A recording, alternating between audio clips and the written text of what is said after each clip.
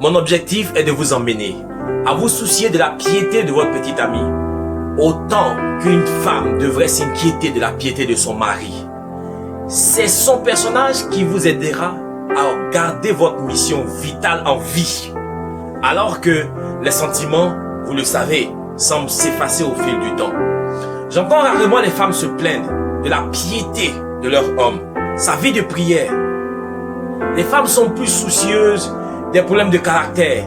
Il devrait me faire ceci, il devrait faire cette chose, il ne fait pas cela. Et pourtant, c'est de la piété que découlent toutes les bonnes attitudes. Et vu que, par le Saint-Esprit, tous les fruits, selon Galates chapitre 5, verset 2, sont entretenus, mûrissent et débordent de la vie de quelqu'un. Par la prière. Ce qui est plus effrayant, c'est que la plupart des femmes ne cherchent pas d'abord même des hommes de caractère. Elles cherchent des hommes avec qui elles se sentent amoureuses. Et si elles se sentent amoureuses, elles excuseront chaque faute qu'elles voient chez leur homme en essayant de faire en sorte que la relation fonctionne. On va bricoler un peu. Les premières questions entre copines tournent autour de la stabilité sociale.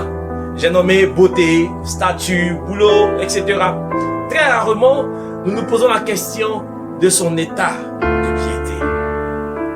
L'une de nos règles les plus importantes devait être que la piété d'un homme devait être l'une des choses les plus importantes qu'une femme célibataire devrait prendre en compte lors du choix de son partenaire.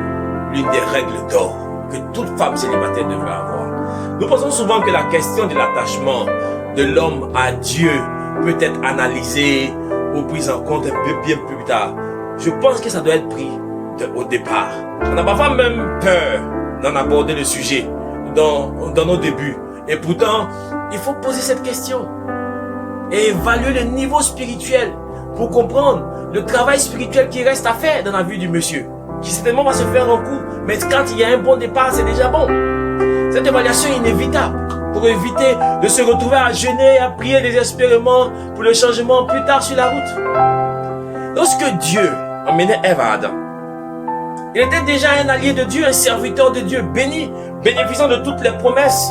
Il avait le jardin à lui, il avait sa richesse et son alliance qui avait déjà produit son fruit. Tout était déjà fait. Votre foyer, votre jardin est un arbre que vous transformez vous-même, que vous construisez ensemble. Ce que vous devez rechercher, ce sont des hommes qui sont remplis du Saint-Esprit. Qui sont vivants à Dieu. Et Dieu est actif en eux. Et les hommes qui sont pleins de sagesse, c'est ça que vous devez chercher.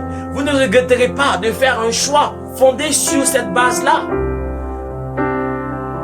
Et après, l'amour va venir, le royaume des cieux et ensuite. Donc, il y a une priorité qui est la vie de piété. Alors, peut-on honnêtement dire cela à propos du petit ami que tu as, que c'est un homme plein d'esprit et de sagesse? Sinon, est-ce que ça vaut la peine que tu t'y installes? Donc, femme, soyons très sérieux sur cette question. Est-ce que tu vas abandonner le caractère et la piété pour suivre des sensations? Et combien de temps tu penses que cela va durer? Je veux comprendre ce que tu vis. Comment est-ce que tu réfléchis à cette question? Laisse ton commentaire en bas.